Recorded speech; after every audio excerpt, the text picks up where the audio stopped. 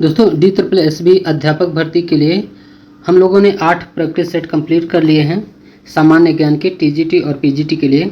इसमें अभी 2 practice set और आपको प्रोवाइड किए जाएंगे। साथ ही आज ये हिंदी का आपका पहला वीडियो है। इसमें वर्णमाला से रिलेटेड जितने भी इंपॉर्टेंट क्वेश्चन DSSB में, KBS में, NBS में अभी तक पूछे गए हैं, सारे क्वेश्चन हिंदी के हैं। आपको जो जनरल पेपर में 20 मार्क्स के क्वेश्चन पूछे जाते हैं, इसके लिए हम आपको ये वीडियो प्रोवाइड कर रहे हैं। चाहे TGT हो या PGT, DSSB अध्यापक भर्ती के लिए सारे के लिए इम्पोर्टेंट क्वेश्चन हैं। दोस्तों इस वीडियो में वही क्वेश्चन इंक्लूड किए गए हैं जो NBS और KBS और DSSB में पूछे गए हैं। तो दोस्तों आज का वीडियो हम लोग बिना देरी किए हुए आरंभ करेंगे। इसमें जो पहला क्वेश्चन है पूछा गया है, छ वर्ण किन वर्णों के संयोग से बना है? निम्नांकित विकल्पों में से सही विकल्प का पहचान करना है। तो इसमें स्टार लगा हुआ है इस क्वेश्चन में, क्योंकि इसका जो ऑप्शन है इनमें से कोई नहीं बिलोंग करता है।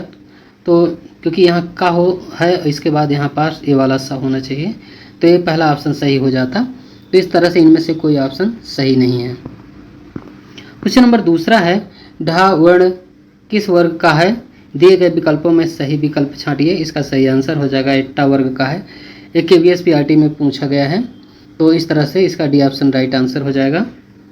का वर्ग में काका गागा अंगा, चा वर्ग में चाचा जाजा इया, टा वर्ग में टाटा डाडा आड़ा और पा वर्ग में पापा बाबा माँ वर्ग आते हैं। आगे क्वेश्चन है तीसरा, भाषा की सबसे छोटी इकाई की पहचान निम्नलिखित विकल्पों में कीजिए। इसका सही आंसर हो जाएगा ध्वनि। ए ऑप्शन राइट आंसर हो जाएगा।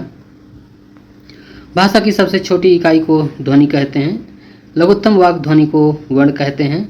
वर्ण उस मूल ध्वनि को कहते हैं जिसका खंड ना हो, और जैसे आ, ई, चा, व और का। मूलतः हिंदी में 52 वर्ण होते हैं और उच्चारण के समूह को हम लोग वर्णमाला कहते हैं। क्वेश्चन नंबर चौथा है, चौथे में पूछा गया है ज्ञ वर्ण की किन वर्णों से के संयोग से बना है? निम्नलिखित विकल्पों में से सही विकल्प को आपको पहचानना है। तो इसका सही आंसर हो जाएगा इसमें ए ऑप्शन राइट आंसर हो जाएगा। जा और यहाँ इसका राइट आंसर हो जाएगा। ए ऑप्शन करेक्ट आंसर है। और क्वेश्चन नंबर 5वां है, 5वें में पूछा गया है, पा किस तरह की ध्वनि है?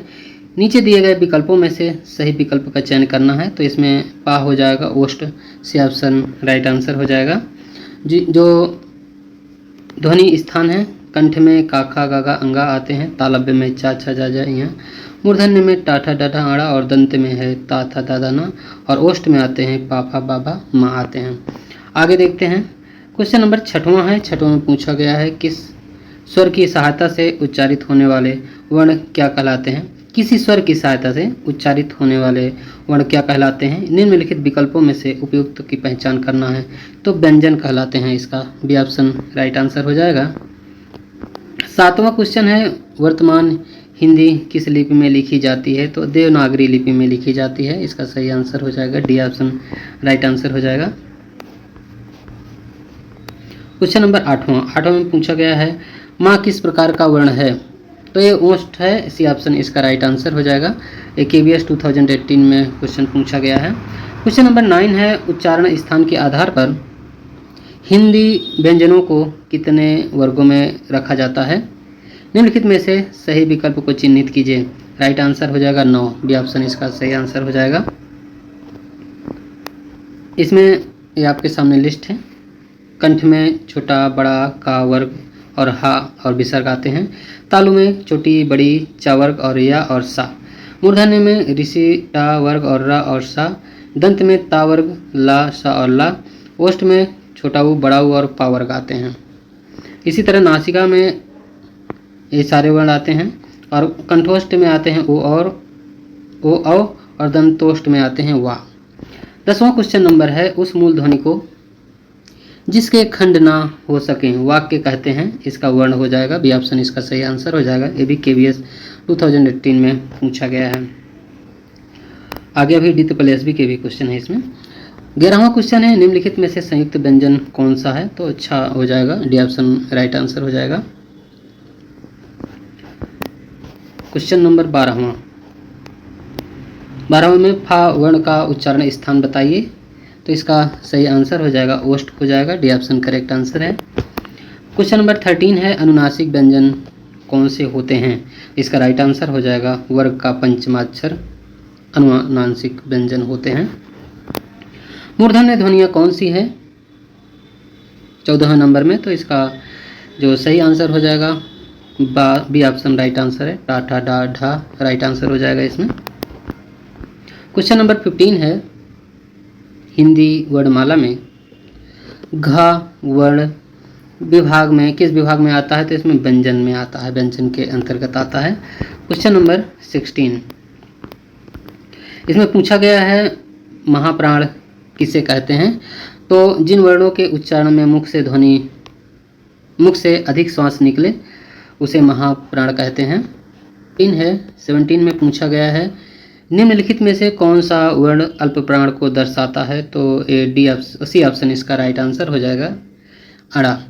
क्वेश्चन नंबर 18 है निम्नलिखित में से कौन सा वर्ण महाप्राण को दर्शाता है? तो महाप्राण को दर्शाता है ठा, इसका डी ऑप्शन करेक्ट आंसर हो जाएगा। क्वेश्चन नंबर 19 है अल्प प्राण किसे कहते हैं? तो अल्प प्राण में जिन वर्णों के उच्चारण में मुख से कम श्वास निकले उसे अल्प प्राण कहते हैं, यह ऑप्शन इसका करेक्ट आंसर है। क्वेश्चन नंबर 20 है निम्नलिखित में से कौन सा वर्ण अघोष वर्ण व्यंजन है? तो इसका चा राइट आंसर हो जाएगा, सी ऑप्शन इसका सही आंसर हो जाएगा।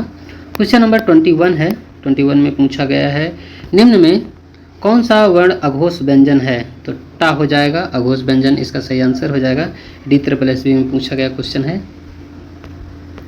क्वेश्चन नंबर 22 है निम्नलिखित में से कौन सा वर्ण घोष व्यंजन है? तो इसमें टा राइट आंसर हो जाएगा, ये भी D+B का ही क्वेश्चन पूछा गया है। 23 में निम्न में से कौन सा वर्ण अघोष व्यंजन है? इसका सही आंसर हो जाएगा छा, ये ऑप्शन राइट आंसर हो जाएगा। 24 में हिंदी की देवनागरी लिपि में कुल कितने वर्ण हैं? तो 52 इसका सही आंसर हो जाएगा, जिसमें कि इसे डिटेल से जान लेते हैं। देवनागरी लिपि भारत में प्रचलित लिपि है। इस शब्द का सबसे पहला उल्लेख 453 ईस्वी में जैन ग्रंथों में मिलता है। इसमें कुल 52 अक्षर हैं, जिनमें 11 स्वर, 2 अयोगवाह, 33 मूल व्यंजन है और 2 द्विगुण व्यंजन है और 4 संयुक्त व्यंजन है। कुल मिलाकर 52 वर्ण होते हैं।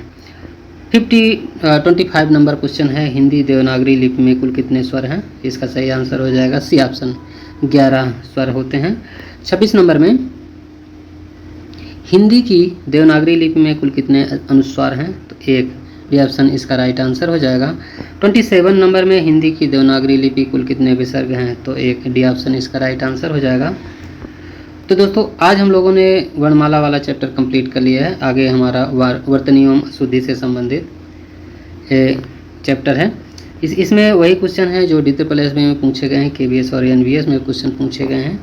ये सारे क्वेश्चन D+B के हैं इसमें। तो ये प्रीवियस क्वेश्चन पढ़ना अनिवार्य होता है, किसी भी पेपर का पैटर्न जानने के लिए अति आवश्यक होता है, जो सामान्य अध्ययन के लिए है दोस्तों। तो दोस्तों आज का वीडियो यहीं तक। पूरा वीडियो देखने के लिए बहुत बहुत धन्यवाद।